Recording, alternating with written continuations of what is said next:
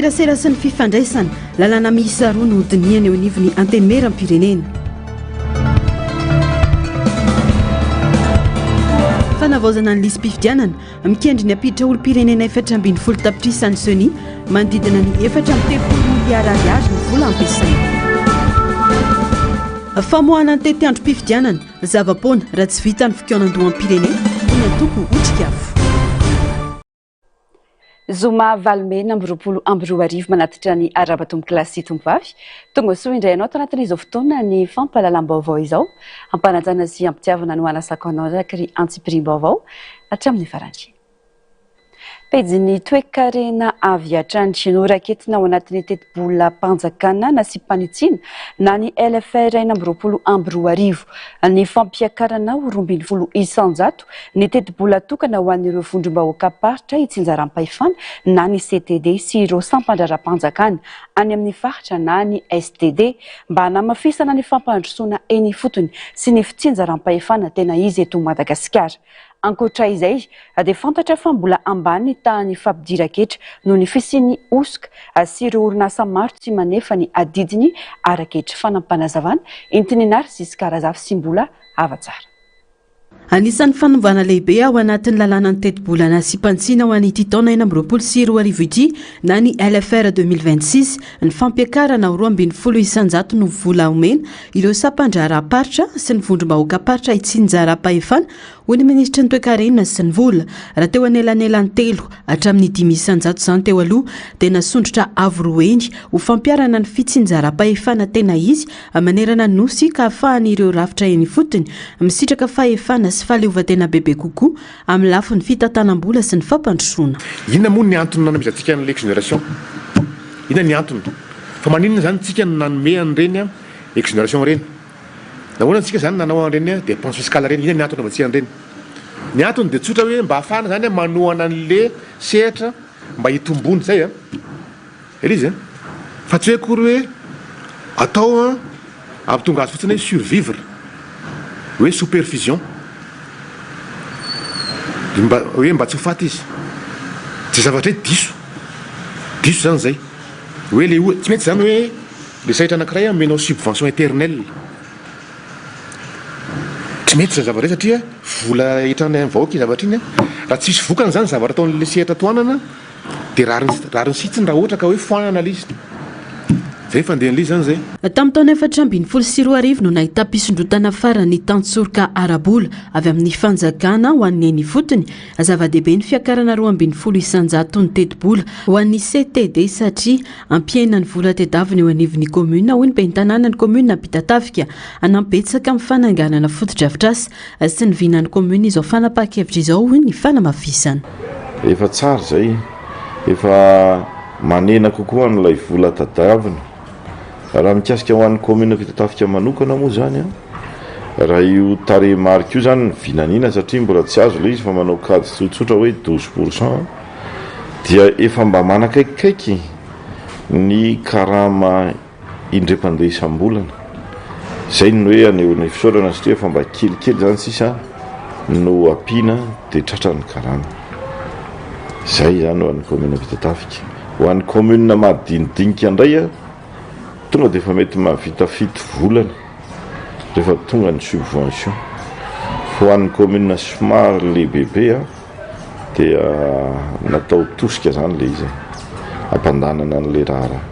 Ankoatra izay mila mafisina ny ady amin'ny kolokolo sy ny osikara ketra ho ny ministra ny toe-karena sy ny vola tombanana ho mahatratra 4 faingoenina isanjato ny ari-karena faobe na ny PIB amin'izao fotoan'izao mantsy no osikara ketra eto Madagasikara tokony hatratra 520 isanjato raha oharina amin'ny PIB ny tahantsindry ara-ketra kanefa mbola manodidina ny 10 isanjato monja zany amin'izao fotoana izao. Mbola ambany ihany koa ny hetra alohan'ny orinasa lehibe sasany satria 20 isanjato eo ny salanisa ambony 18% taux d'intérêt d'entreprise. Amin'izao fotoana amin'ny teny zao. Dia piraka fantanina. Inona zany ny activité manana taux de profitabilité 18% eto amintsika eto? Inona izy? Inona ny activité économique manana taux de rentabilité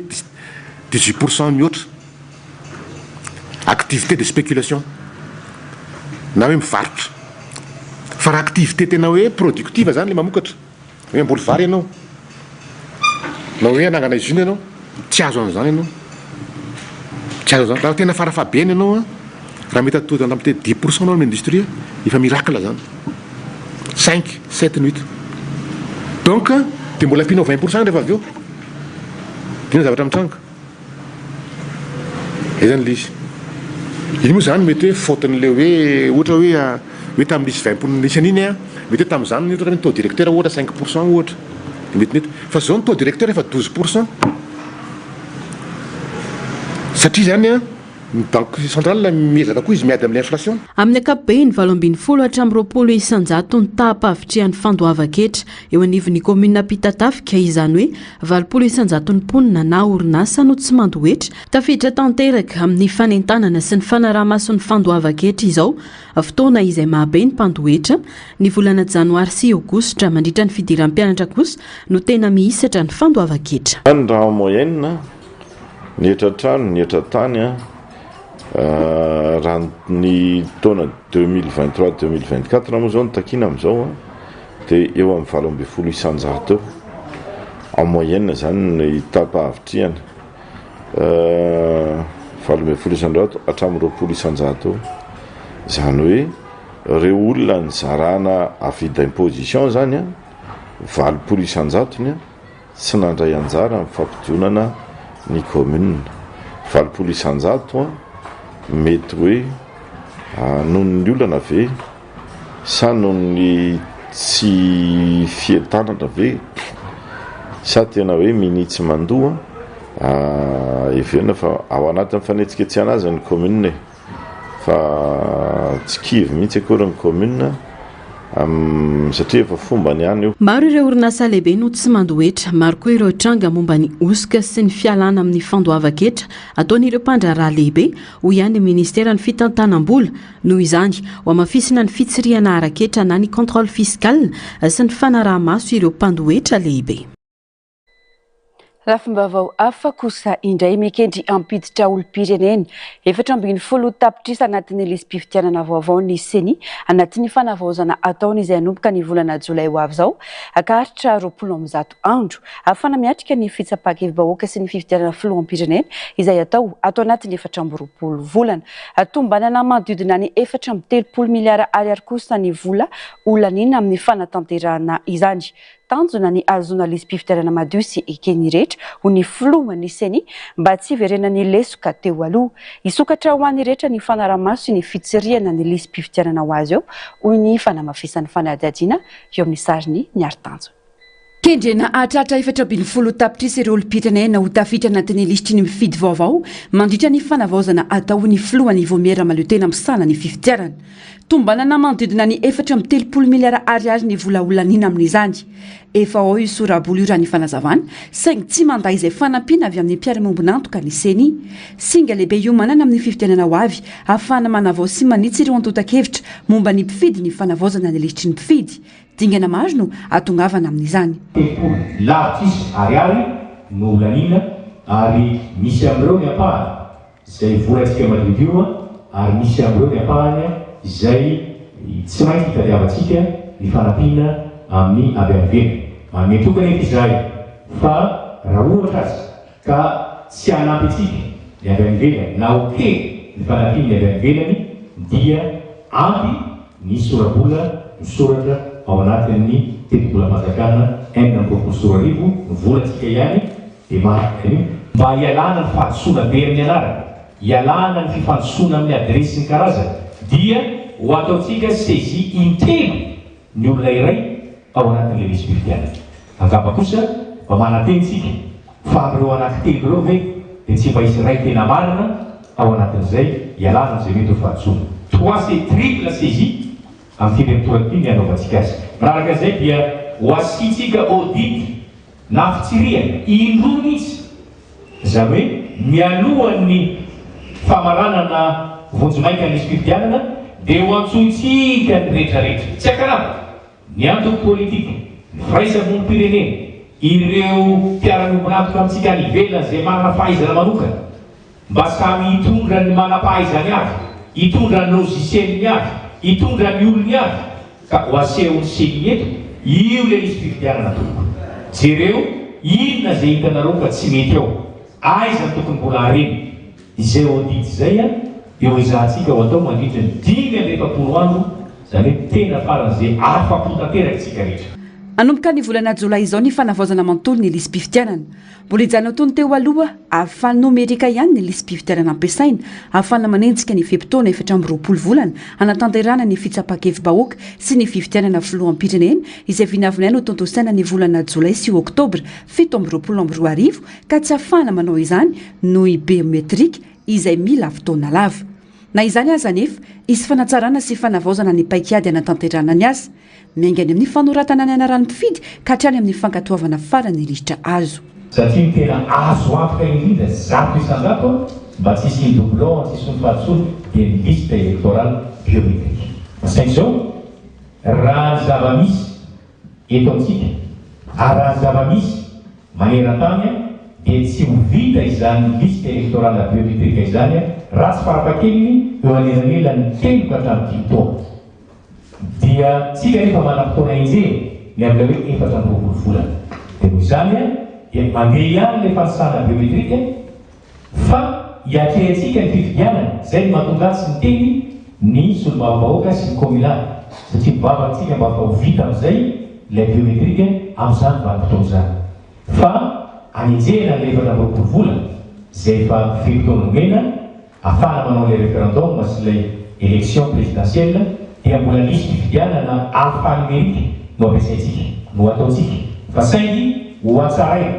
zany hoe misy fepetra maromaro nefa tsy olazay nefa sao de mandarefa ianarana sasany na eo amin'ilay taratasy anaovana azy zany hoe sécurisation ny fiarovana an'izy io misy zavatra maromaro efa ho ataontsika eo mba tsy ohatra nisy fifidianana teo aloha ahakatra fotsiny manery nisy roso amin'ny fanomanana sady ny fepitona 4 volana ka tsy ahafahana miandry izay fanapa-kevitra ivoaka ao anatin'ny fokoanandoham-pirenena raha ny fanazavana tsy tokony hanana ayay anefa ny rehetra ao anatin'izany fa omena sehatra ny rehetra anaramaso sy hitsirika ny lisym-pifidianana andefa io any amin'ny ireo tranokala isatsoazy mampafantarany olona azy ho izahany any andefany io lisy io zany any amin'ny fotokala isan-karazany ho azo ny rehetra jerena ary ho izahana aza mety andefany io azo consulteny ho jerena any amin'ireo teknôlojia rehetra sy ny anaovana affichage raha ilaina amin'izany ny tarina ny fahafahana manao an'izay fanamarina an'izay raika amin'ny 50 andro teo eo no izahantsika anaovana an'izay zavatra izay aorian'izay rehefa samy nahitsika rehefa samy afapoka amin'ny fitarainana natao afapoka amin'ny audita rehetra zay atao dia ho izahana ndray amin'izay ny mandravona ny rehetrarehetra manitsy ny rehetrarehetra ka ho tanterantsika ny fahamaranana tanteraka ny lisy fifidianana arrêtage définitif ny fahafito ny 5 ny volana aprily taona 7 sy 2 tsy fanapa-kevitry ny senina namoaka fotoana anaovana ny fitsapakevy-bahoaka sy ny fifidianana fehefavoalaza ao anatin'ny tondrozotra ny fanavaozana izany ka mandritra ny asa no ataon'ny seni ao anatin'iny tondrozotra iny zay navoaka ny filohan'ny fanavaozana republikan'ny Madagasikara nampahafantarana ny fiambonamera isam-pirenena nampahafantarana ny malagasy dia 4 volana no fepitona iasan'ny fanavaozana ary efa misy ao anatin'iny mpandaram-potoana no hoe volana jiona no anatanterantsika ny fitsapakevy-bahoaka angatahana ny hevitry ny malagasy momba ny volavolan-dalam-panorenana zay hitondrana ny repoblika vaovao fahadimy zay arotsika eto Madagasikara zany hoe raha ny mpandaram-potoana teraka dia hiala ny repoblika fahaefatra i Madagasikara ary hiditra ao anatin'ny repoblika fahadimy zany hoe hiova lalam-panorenana tsy mbola fantatra fotsiny dia hoe référendum fitsapakevy-bahoaka ve no atao sa fifidianana lalam-panorenana élection constitutionnelle arakaraka zay ho tapaky ny fikoanandoam-pirenena karaha ohatra zay tapaky ny vahoaka malagasy misy lalam-panorenana 2 na 3 na 4 dia fifidianana lalam-panorenana no ataontsika na élection constitutionnelle ka raha fahitana azy eo amin'ny lafiny teknika dia hotratra eo fotoana 4 volana io ary hotratra ny fanaovana ny fitsapakevy-bahoaka fifidianana lalam-panorenana sy ny fifidianana ny filoham-pirenena vaovao satria ny volana oktobra no eritreretana anaovana ny fiotenana voalohany ary raha ohatra ka tsy maintsy isy ny fiotenana faharoa dia ny volana desambra. Nanamafy ihany koa ny filohan'ny seni androany fa tsy fitakiana ataony ampahan'olona no ahafahana mandravany seni na manaitra ireo mpikambina ho aminy. Tsy misy manampahefana afaka manala na manova ny birao maharitra mandravitra ny seni satria fifidianana no nametrahana azy ireo. Raha ny fanapaha-kevitry ny vahoaka malagasy kosa nefa no mitaky ny fandravana ny seni mandritra ny fokoanando dia ravany seni ho ihany terira Kotonarivo. Tsy misy ampahana vahoaka afaka ilaza fa izao tokony hitondramany firenena. Tsy misy zany. Fa ny vahoaka malagasy ny tompony fahefan'ny ho avy zany ny fikaonan-toam-pirenena. Zay ampisehoany ny vahoaka malagasy rehetra ny heviny ary ao ampiasany ny fahefana hoe ravainy ity raha rava ny rafitry ny seni dia mazava ho azy tsy misy mampikamana ny seni anaitso. Fa raha ohatra ka mbola tsy ny vahoaka malagasy manapaka zay hevitry zay fa izy ampahan'olona ilaza fa tokony ho zao ny atao dia aiza ho aiza zany ny fahefany vahoaka malagasy mety le zany atsika fa mbola ho avy izay fikonan-toam-pirenena zay ary tsy ho ela tsony anomboka ty faranvolana tiky zany raha ny fanambarana ny fotoana-panjakana amin'ny faranvolana dia anomboka ny fikonan-toam-pirenena. Manome tokony seni androany tamin'ny alalan'ny filohany fanao ny asa anatin'ny fanajana ny rariny sy ny fahamarinana ka tsy haino afa-tsy ny feo ny fieritreretany. Azo atao tsara ny mametra-pialana indray io izy rehefa mifanohitra amin'izay ny zava-misy. Ezatsika mba hanao ny asa mifanaraka amin'ny lalàna, asa mifanaraka amin'ny lalàna, manaja ny rariny sy ny safidy-bahoaka satria fifidianana no ivoahantsika amin'izao olana izao. Ka raha izahay reto no manao zavatra tsy mety ao anatin'izay fanatanterahana ny fifidianana izay dia tsy ho tafavoaka araka tokony ho izy amin'izao krizy sy fahasahiranana misy atsika izao tsika eto amin'ny firenena. Ka efa nifanaraka izay tokony homena inareo fa hanaja ny lalàna ary hiasa tsy ao anatin'ny tsindry na izay mety ho fanerena fa tsy haino afa-tsy ny feo ny fieritreretanay izay rehetra. Ka raha mbola hiverina ny ohatran'izay dia ny fametra-pialana tsisy feta na igoa io na itelo io na inefatra io na isaky izay mitranga rehefa metra-pialana foana rehefa tsy mifanaraka amin'ny feo ny fieritreretany sy ny fahamarinana ary ny rariny ho an'ny firenena sy ny vahoaka malagasy dia tsy miditra ao anatin'izay iseny. Tetiandro navoaka ny seni anomboka ny 20 jolay izao ny fanavaozana mantody ny lesy-pifidianana izay aharitra 20 andro. Tanjona ny azona lesy-pifidianana madio sy eken'ny rehetra azona miatrika ny fitsapaka-hevi-bahoaka sy ny fifidianana filohampirenena izay atao anatin'ny 4 volana. Mifandraiky amin'izay vaovao izay tokony mbola tsy rosoana ny fifidianana raha tsy vita ny fikaonan-doham-pirenena hoy ny Antoko Otrikavo. Ao anatin'ireo tepoka mbola mampiady hevitra mantsy ny momba ny maharadalàna ny fitondrana sy ny fanavaozana ireo androm-panjakana ary ny lalam-panorenana hoy ny fanamafisana. Tsy tokony hijanona amin'ny eny na tsy intsony ihany koa ny fitsapaka-hevi-bahoaka hoy ihany ny filohan'ny Antoko Otrikavo teo amin'ny fandraisam-peo ny Narsisy Karazafy sary sy rindran-tsary ny mbola avatsara.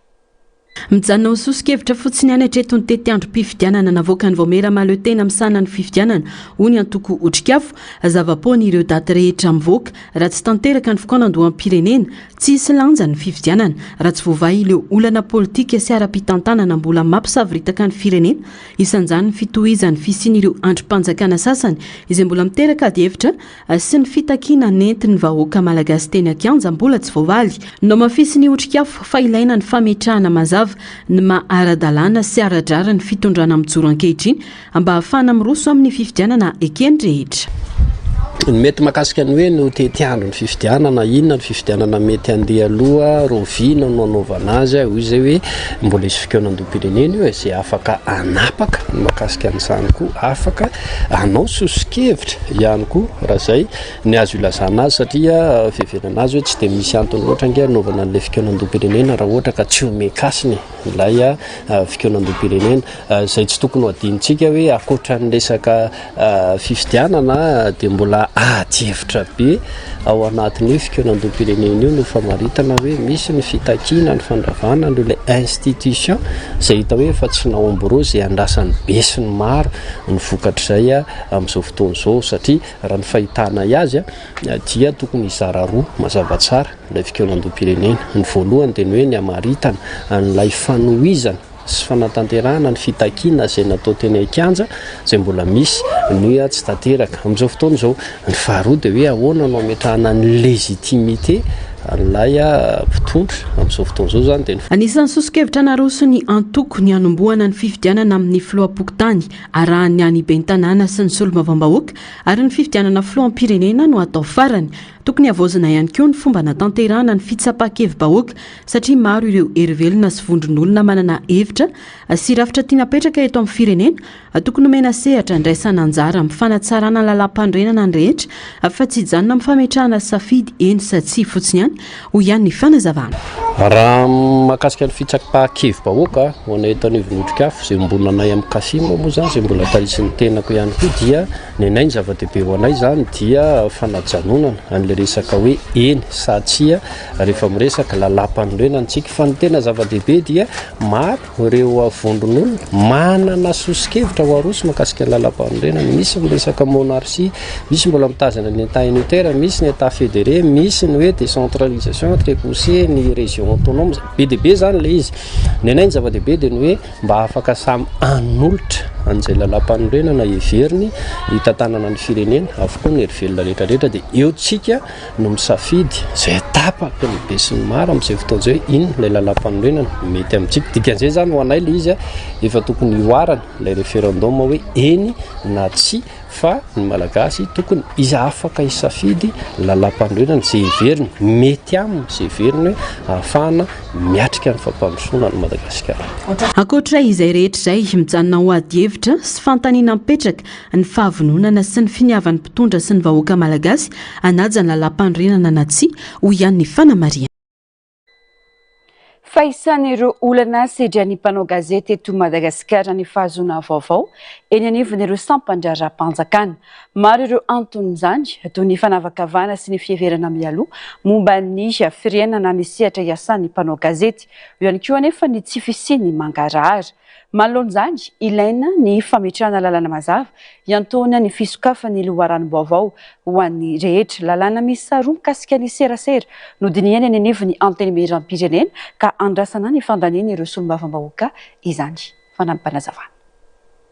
Maro ireo sakanatrehan'ny mpanao gazety amin'ny fahazahoana vaovao eny anivon'ny sampandra-panjakana sy loharanom-baovao isan-karazany misy ny fanavakavahana amin'ny fananganana ekipa na ministera ka izay mpanao gazety na orinasa gazety sy ao anatin'ny polina dia tsy mahazo vaovao. Eo koa ny fiheveran'ireo tompon'andraikitra sasany afa manana fironana politika na firehana manokana ny mpanao gazety na ny orinasa gazety sasany ka manano sarotra ny fahazahoan'ireo mpanao gazety vaovao izany hoy ny mpanao gazety Michel Ralbera. Ny asa fanaovana gazety zany dia tena hoe mampanao gazety atsika dia manao ny asitsika mikaroka ny vaovao dia mitondra ny vaovao tsy io tsy hanavatsika na izy anisy io fa asa masina le asa dia tokony hoe mandeha ho azy fotsiny zany le fanatanterahana le asa tsy mila hoe tsy maintsy manasoaso andrahanina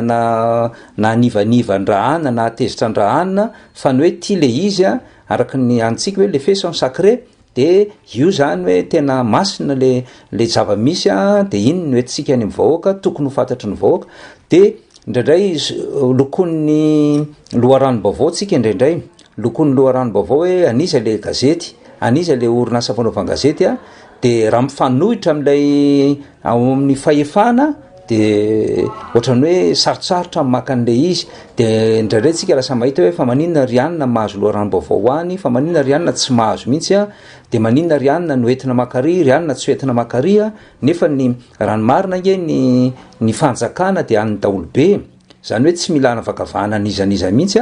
fananam-bahoaka ny fanjakana zo fototry ny olo-pirenena ny fisitrahana vaovao ka tokony hisokatra amin'ny mpanao gazety rehetra ny birao-mpanjakana mba hahafahan'izy ireo manatanteraka ny asany araka ny tokony ho izy amin'ny mahazo fototra ny fahafahana misitraka vaovao dia tsy voatery hiandry lalàna vaovao vao ampiarina izany satria efa ao anaty lalam-pandrenana ary azo tanterahana avy hatrany raha misy ny finiavana naja ny fahalalahan'ny asa fanaovan-gazety. Afenina za moa matoa misy an'zany de mety misy tokoa ny zavatra indraindray ma tsy misy zavatra itsika mpanao gazety fa indraindray koa mety mieritreritra le avany hoe raha ity mpanao gazety ity ve de azony ampiasaina hoe ohatraohatra zao hitondrana an'le vaovao raha izay ma tsy nitondrana an'le izy any de lasa tsy mety le izy satria lasa porte parole indray ny anaratsika fa tsy pitrandraka vaovao fa zay le hoe le fait sans sacré midika zay misy olona mieritreritra hoe raha hoentina amre mety indraindray koa le fanovan'ny mpanao gazety le zavatr'olona koa manahirana anazy de tsy mety izy zany tsisy tokony azovana ny tena vaovao ny tena fait fa rehefa hoe iny le fait de hoentina le fait anjaranao le hoe le fait sans sacré les commentaires libres zany hoe amalalaka ianao amin'ny fomba fijerinao indray rehefa aveo rehefa hoentinao aloha le fait dika zany mila hitsy konga am'zany raha ohatra ka mety indraindray sendrasendra misy zava-dehibe ny fandaniana ny lalàna mikasika ny fisitrana loharan-baovao eny anivon'ny birao-panjakana vonina ireo mpikambana ao anatin'ny voameran'ny serasera eo anivon'ny anteny meram-pirenena ampafantatra sy hampandany io lalàna io ho fanampiana ny mpanao gazety amin'ny fanatanterahana ny asany tsy ho tolo-dalàna io ihany fa isan'ny diniana eo anivon'ny anteny meram-pirenena ihany koa ny mikasika ny fanatsarana ny lalàna amin'ny feny serasera zava-dehibe tokoa hoan'izao fitondrana fanavozana zao ny fanavozana ny lalàna amin'ny feny serasera io tahakan'izay koa ny LAICP satria raha lany io lalàna io de tena mbola tsy nisy fitondrana na sa nandany lalàna izay ahafahan'ireo mpanao gazety zany miditra mankany amin'ireo sehatra mpitantana ara-panjakana rehetra mitrandraka vaovao zavatra tena ho anazy zany zava-dehibe tokoa zany satria midika zany fa ao anatin'ny fanavozana tokoa tsika raha lany reo lalàna anankiroa reo ary mbola averiko ihany ny teniko hoe mino sy manantena fa mitovy daholo fomba fijerin'ireo solombavam-bahoaka namana niroso tamin'ny Assambomiera andiniana ny lalàna ahafahan'ny olo-pirenena misitraka loharano-baovao eny anivon'ny birao-panjakana ireo mpikambana ao anatin'ny voamera misahana ny serasera eo anivon'ny anteny meram-pirenena androany andrasana araka izany ny fandaniana ireo solombavam-bahoaka ity lalàna ity mba hisokafan'ny loharano-baovao bebe kokoa an'ireo mpanao gazety azahoany ireo olo-pirenena misitraka vaovao araka ny tokony ho izy. Vaovao manodidina ny fampianarana ny fanotofana ny fanaovana kopilava eny amin'ny commune amin'izao fotoana izao ahafahana manisa ny mpianatra sy manome numéro unique d'identification ho azy ireo na amin'ny sekoly miankina na tsy amin'ny ambaratonga rehetra araka ny fanapahan-kevitry ministera ny fanabeazam-pirenena maro amin'ireo ray aman-dreny anefa no tsy mahafantatra akory no antony fitakiana kopia raha ny fanadihadiana kanefa mamono andro milahatra ny fakan'izany raha ahitana filaram-be sy olana ny famoahana kopia any amin'ny boriboritany fahatelo sy fahadimy milamina kosa ny fitsinjaran'izany ho an'ny boriboritany fahiny fanampanazavana. Niteraka fikorotanana sy fimenemenomana eo amin'ireo ray aman-dreny mpianatra tato ho ato ny filaram-be sy ny olana amin'ny famoahana kopia lava eny amin'ny commune no ny fangatahany sekoly araka ny toromarika avy amin'ny ministera ny fanabeazam-pirenena ahafahana manisa ny mpianatra sy manome numéro unique d'identification na ny nui ho azy ireo ho an'ny boriboritany fahina manokana ny tombobe ny filana raha dimanjato isa ny kopia nivoaka ao anatin'ny ray volana herintaona tahaka izao mananika ny 700 sy arivo izany tao anatin'ny herinandro monja vokatry io fitakiana eny an-tsekoly io no antony raha ny fanazavana na izany aza nefa milamina ny ena-toerana tsy misy ny filarana saingana rindra kosa ny fakan'izany midika zany fa tena manansarotra aloha ny zavatra atao nefa no niezaka amin'le fandaminana fa le tetika entina miady zany de fahaiza-mandamina de ny fahaiza-mandamina zany zao de mindray andro ohatra ny hoe raha tamin'ny talata fotsiny na latsinainy de efa misy an'le hoe 272 latsinainy 271 de ny talata 180 zany zao de tena ezaka be misy de nefa raha mandray kopia zay ohatra androany amin'ny valo ka hatramin'ny 20 de ny pitso iny de efa tsy maintsy omena satria ny antony mahatonga le fahatarana ohatray de tena be de be fa raha taloha zany tamin'le mbola vitsivitsy raha raisina maraina iny de ny riva tsy maintsy voazara ara-dalàna zany fa zany no ny fahamarona be loatra zany ny vokatry le hoe fitakiana avy any am-pianarana de tsy maintsy zay zany ny ezaka natao hoe misy ny masinina écrire le kapitanany reny zay hoe mbola atao hoe fa taloha zany dia misy koa ny ordinateur zany machine no miasa dia izay no maha-analyse dia maro amin'ireo ray aman-dreny tsy mahafantatra akory ny antony hitakina ny kopy lava amin'izy ireo kanefa mamono andro ny fakan'izany noho ny fepitoana tombotra hitakin'ny sekoly azy fotatry fotsiny hoe manao kopy ozy izy ry zareo any am-pianarana foana fa tsy haiko hoe atao inona zany le izy tsisy fanazavana manely zanako zao hoe amin'ny larobia ony tsy maintsy entina farany mihitsy ny fepitoana mihinana iray aman-dreny dia tsy maintsy zay misakran'le izy mamitan'le izy mandra-pahandroany mamono fotoana mihitsy mamono andro mihitsy manao an'le izy tena leo am-pianarana mihitsy amin'izao no miezaka mitaky an'le kopy dia taty izy niteraka dia any malaka misy nambodratrimy izy mipetraka dia tazany nasay manao an'le kopy aty satria ny ray aman-dreny nasairana miasa daholo dia iny mahatonga maka aty dia tsy eo nefa le izy fandaminany aloha raha maly azy zao no napiditra n'le izy dia ohatr'izao any ny voavoray dia hoe raha tapitso amin'ny roa androany amin'ny roa zany dia nefa le numéro meny ana dia tsy eo mihitsy nefa le izy le numéro aty amiko nefa le izy tsy eo nefa vao soratra any misy amin'ireo sekoly ihany koa no tsy mbola naray io fandaminana io nitondra fanazavana moa avy amin'ny ministera fa atomboko eo anivon'ireo sisiko misy avalombin'ny fapolo ao anatin'ny direnina fitombin'ny folo ny fametrahana ny larana tokana ho an'ny mpianatra ka sekoly 7 no voakasika izany fomba atao anamorana ny famantarana ny mpianatra tsiraray amin'ny fomba tokana ary anatsarana ny fanaramaso sy ny fitantana ny ovin'ny sekoly ny fahazon'ny mpianatra ny noy Ty aminay manokana dia mbola tsisy aloha ny fanetanana ny amin'ny fangalana kopy avy amin'ny tompona ndraiky mpanjakana fa ny eny fotsiny hoe informatisena ny fampidirana ny zaza an-tsekoly mba hanana numéro unique izy zany na makaizy raha hoe na mandeha mitety faritra ary ny ankizy dia hita foana ny anarany ao anatin'ny base de données izay ny tena ilaina ny fahafantarako hoe ilaina ny kopy iny anoratana ny anaran'ny ankizy ao amin'izay base de données izay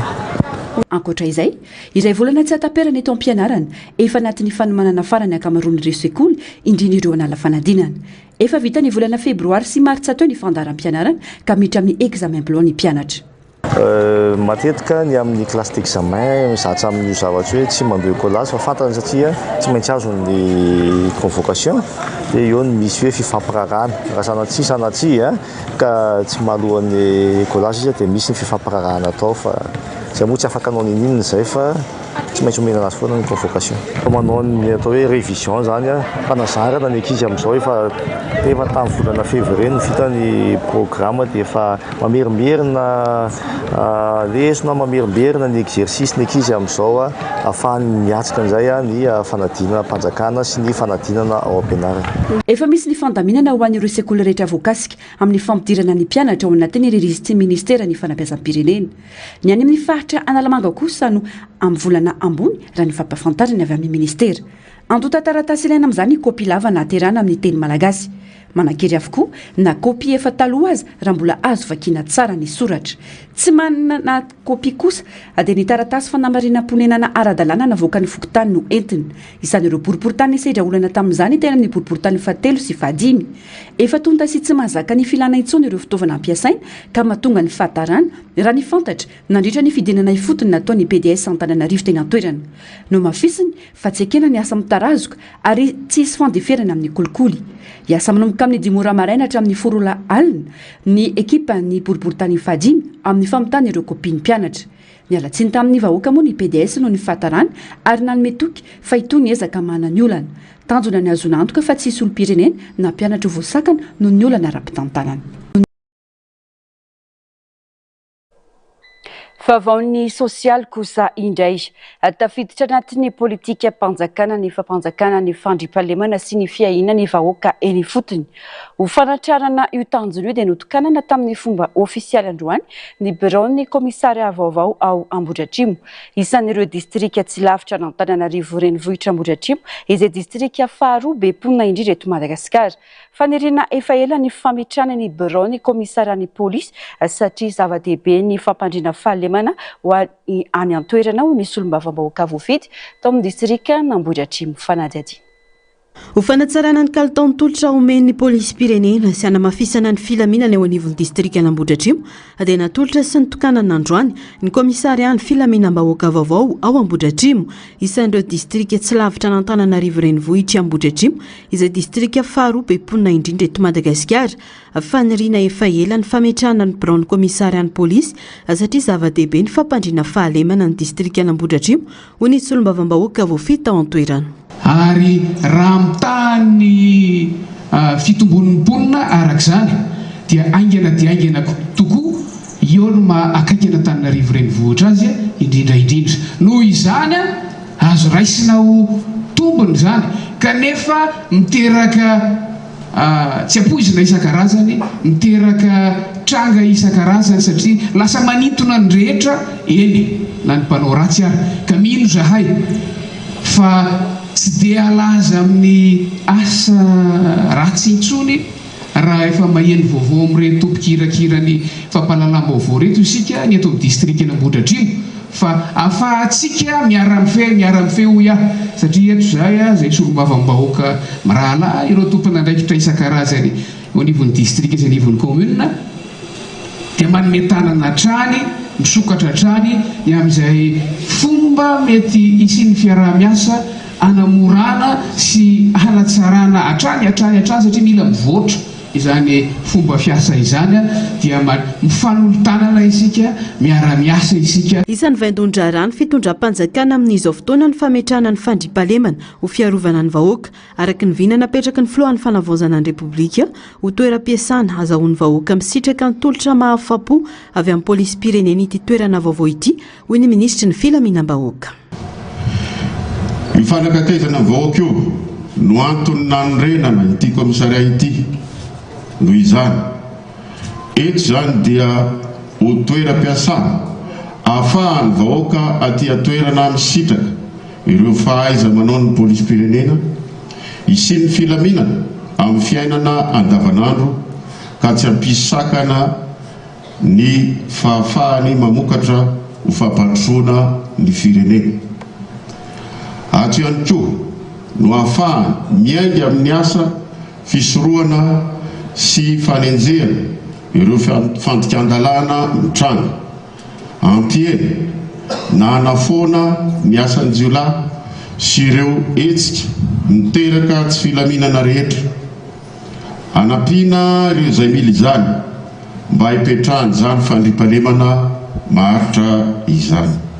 Atanjona ny ampitomboana ny fatokisan'ny mponina ireo mpitandro ny filaminana sy ny fanatsarana ny fandraisana andraikitra amin'ny ady amin'ny tsy fandriampahalemana ho ny mpanolotsaina avo eo anivon'ny fiadidina ny fanavaozana ny repoblika. Sy ny fiovana izay atao ny paka aty ifotony sy ny tsapam-bahoaka. Hitasika izao fa ny rosoana ny fanorenana sy ny fanatsarana foto-drafitrasa koa takina ny fametrahana fomba fiasa vaovao mifanentana amin'izany ampiseho fahamatorana hifatoka amin'ny vokatra ary hanamafy ny fisian'ny tamberina andraikitra koa arabaina ianareo eto amin'ny ministera filaminam-bahoaka no niezaka lehibe sy mivaingana izay nataonareo ho fahanatanterahana izany ezaka izay hita sy tsapany rehetra ankehitriny afaka mamaly ny etahitan'ny vahoaka fitondram-panjakana amin'ny alalan'ny fanatantananareo ny asanareo ao amin'ny fahavaozana marina lavitry ny kolikoly amin'ny alalan'ny fametrahana asa ao anaty fahitsiana sy lavitry ny kolikoly ary mifanaraka amin'ny fetritra takiany fandriampahalemana no ahafahan'ny fitondram-panjakana mamaly ny etahetan'ny vahoaka ho ihany ny fanamafisana nisy moa ny fitaovana natolotry ny fanjakana foibe hanampiana ny fitaovana eo anivony ity komisaria vaovao ity. Mijany eo amin'izay vaovaony sosialy izay ankoatrany karama misy ny fepetra heverin'ny mpiasa sy ireo mpitady asa fa tokony ho hajaina sy ho tanterahany mpampiasa azy toy ny fisitrana fiahiana ara-tsosialy. Sarotra nefa no mbola tanterahany zandra ny fanohokevitra noho ny antony maro fanampanazavana.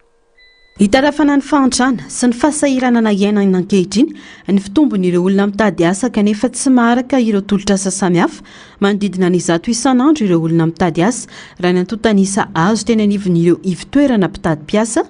tsy asa birao no atao fa ireo asa be mpitady eny anivon'ny fiarahamonina toy ny asa an-trano sy ny asa fiambenana. Misy ny fifanarahana tsy maintsy ajain'ny mpampiasa sy ny mpiasa fa tsy miditra amin'izay fepetra takiny ny fitoerana. Tena tsy maharaka satria ny asa zany le olona mpitady ankizy miasa ihany koa tena hitako hoe sahirana koa ny mpampiasa amin'izao na eo amin'ny resaka karama io na resaka raha mbola vita ny zareo le asa na tokantranony noho le fiainana efa misy amin'ilay mafy dia aleony ataony aloha ny raharaha izay vitany fa ho an'ny olona tsy maintsy maka-ankizy zany dia le olona hoe tena hoe miasa izy mivady ohatra dia tsy maintsy hoe mila olona ao an-trano mitaiza zaza manao ny raharaha manatitra mpianatra sy manao ny raharaha rehetrarehetra amin'ny ankapobeny dia tsy voafetra le olona tonga eto hoe le tsy voafetra zany le asa tokony hoe omena an'le olona eto fa arakaraka le mpampiasa misy eto fotsiny le ana misy contrat apetraka amin'ny mpampiasa sy le ankizy miasa dia io fifanarahana io zany no mifehan'le mpampiasa sy ny ankizy hoe hatreto no azo atao amin'ny ankizy dia hatreto koa ny hoe ataon'ny ankizy amin'ny mpampiasa tsy azo atao amin'ny mpampiasa. Izay tsy miditra resaka karama mihitsy, izay tsy miditra hoe ataovy amin'izao ny karaman'ny ankizy, izay koa tsy miteny any ankizy hoe ataovy amin'izao ny karama fa izao no mety aminareo ankizy fa izay zany tena mamela malalaka mihitsy hoe mifampiresaka nareo roa tota hoe zao ny asa dia zao ny karama sahaza an'izay asa izy. Fanampiana ny fidiram-bolany ao an-tokantrano tsy fisina no manosika ny maro hitady asa tsy atao sakana ny taona fa rehefa matanjaka dia atao manodidina ny 80 taona hatramin'ny 80 taona ireo mpitady asa amin'izao fotoana. Fiainana moa zany tsy vitan'ny olon-drery dia mifanampy ny ao an-tokantrano miaraka amin'ny ankonana dia izany no nanatonana nytony agence tony mbo ahafahana mijery toerana iasana. Ina zao ny asa ataoko zany mitety avoko eto dia resaka asa trano amin'ny restaurant na ohatr'izany dia resaka any amin'ny sapana lakozia sy ny karazana. Hafa ny asa momba an'izay taloha nandritra ny taona maro fa efa 10 taona mahery zany nanaovako izay sehatra asa dia dia toeram-piasana moa ohatr'izay foana miankina amin'ny fampitondrana misy tsy mivalazaka dia miaina. Moa zany aty tsy dia misy hoe fianakavinana fa ny anahy ny ray aman-dreny efa any ambanimbanivohitra daholo dia ny asa tadaviko resaka hoe asa kilasy mandry reny zay manampinampy olona ohatr'izany izay zany anahy tena za efa ny asa ihany taloha fa ny asa tamin'ny entreprise aho taloha zany dia narary dia najanona le entreprise dia voangakany an'indray dia so mitady asa an'izay. Ankoatrany karama maro ireo fepetra takin'ny mpiasa amin'ny mpampiasa azy toy ny fisitrano ny fiahina ara-tsosialy. Amo hatramin'izay orinasa foana zany miantoka anao ohatra sendra tody sy fahasalamana dia mahazo fisitrahana any amin'ny université sy ny karazany mahazo kinampy ohatr'izany miankina amin'ilay mpampiasa ihany. Nama matetika orinasa foana ny sako dia misehatra an'izay foana. Efa misitraka foana zany taloha na amin'izao koa raha mbola irariko hoe ohatr'izay ihany fampitondran'ny mpampiasa sy ny mpiasa ohatr'izany. Fa inona ny tombony amin'izay fisitrahana ny kinampy sy ny mba azon'ny mpiasa zany hoe tamana ela ao amin'ny mpampiasa ohatra satria ny mpampiasa mantsy misy samy manan'izay fa raha ohatra ny mpiasa zao rehefa hitanay hoe manaja anay le mpampiasa dia manaja anazy koa zay dia tamana. Eo anao manokana zao dia eo amin'ny karamany 2 alasy iray hetsy asa trano zany dia manasa lamba, manao bazary, mahandro, mampiritra. Rehefa hoe miasa trano izany manko dia tokony hoe mba atohan'ny olona iasana ny kojakoja madinidinika ilain'ny miasa. Ohatra hoe inako zao zay ohatra hoe savony kojakoja madinidinika isan-karazany tokony andraikitry ny olona mpampiasa mihitsy raha ohatra hoe marary satria izay manampy an'zareo dia tokony ireo no mitsabo anay raha misy hoe marary. Sarotra nefa ny mbola natanterahana izany raha ny fanehoan-kevitra noho ny antony maro. Dia tsara izy le ampidirina amin'ny kinampy sy ity eo ihany dia volana efa tsy ampy zaraina amin'izay zavatra anankiroa tiany ataon'izay ilay izy. Indraindray mety tsy afa-po amin'ny asan'ilay ankizy le mpampiasa ao anatiny hoe 3 volana na 4 volana dia mety ho soloany le ankizy dia sarotra ny anao an'le apiditra anazy knapsa dia iova foana le ankizy eo dia iova foana le ankizy ao anatin'le le alefana anatin'le knapsa dia lasa zay zany mahasarosarotra kely an'le izy fa raha ny tena izy nefa raha ankizy miasa maharitra amina olona anankiray dia tena tokony hisitraka an'izany atao hoe knapsa zany zareo satria zay hoe mpiasa sy mpampiasa manana zo izy hisitraka an'izay knapsa zay. Vaovao manodidina ny fitaterana mirosony tetikasa Pia2 hoe ny Mahamasina amin'izao fotoana izao. Tetikasa izay mikendriny anatsarana ny fototra-afitrasa hisoroana sy ampihenana ny tondra-drano. Miantso ny faharetana sy fanajana ny fandaminana efa napetraka ireo tompon'andraikitra fanadihadiana nataony Taiziny. Mandeha mizotra ny asa andiany faharoa amin'ny tetikasa programme intégré d'assainissement d'Antananarivo phase 2 na ny PAA2 eny Mahamasina amin'izao fotoana izao. Vitatra amin'ny 5.20 isanjato ny asa raha ny fampafantarana natao amin'ny tompon'andraikitra izay nidina teny fotony ny asa eto Mahamasina no mafy indrindra amin'ireo tranche valo napetraka hiato kely ny asa amin'ny volana Jona isy ny fetim-pirenena saingy toy vatany voavidy izany. Tranche voalohany io no mafimafy indrindra satria misy an'ity ouvrage anak'irongeza be atao vavatia izay mirefy 9 metatra ny alebeany ary eo 3 metatra eo ny alaliny. Dikan'izay zany mandany fotoana kely isika eto fa kosa rehefa mandeny any amin'ny tranche manaraka dia mety miena izay fahalana fotoana izay. Ny anankiray azo lazaina ihany koa dia ny tranche 1 azo lazaina teo tokony vita hatramin'ny 27 volana Jolay. Fa kosa isy ilay 19 Jona izay fantatritsika fa andro fahaleovantena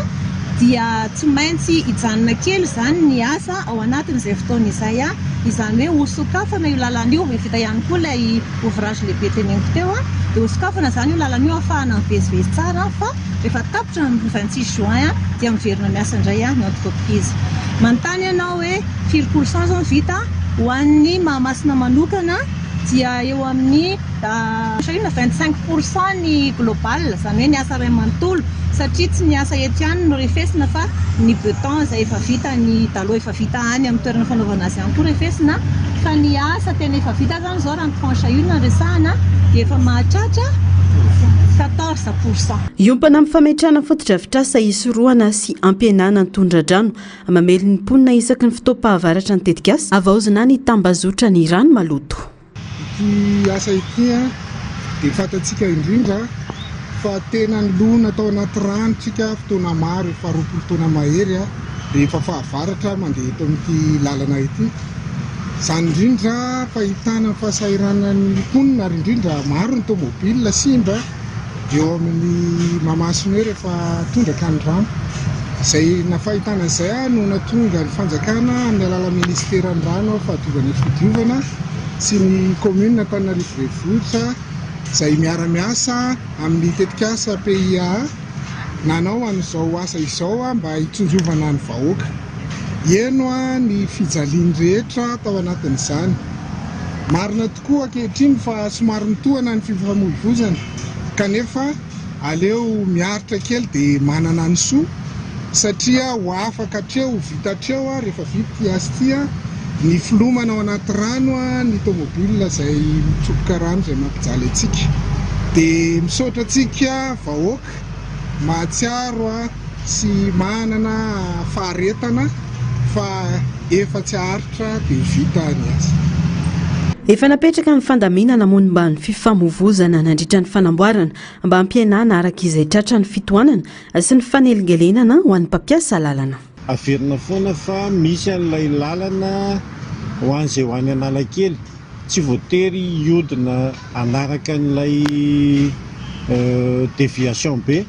fa misy an'ilay lalana mankany amin'ny Knapsa izay efa nisy ny fanamboarana natao zany azo ny retraretra raisiny iny dia mba mivoaka any amin'ny hôtely Anjariany Tsaralalàna zany dia mahazo any Analakely. Ahafahantsika ny manamaivana kokoa ny fifamoivoizana eto amin'ity toerana ity zany. Arak'izay tratra no iezahana hanamaivanana ny fifamoivoizana fa angatahana ny fiaraha-miasa sy ny fiaraha-mitantsoriky ny olom-pirenena tsirairay amin'ny fanajana ny fifandaminana. Atsoina manokana amin'izany ireo mpampiasa ny kodiaran-droa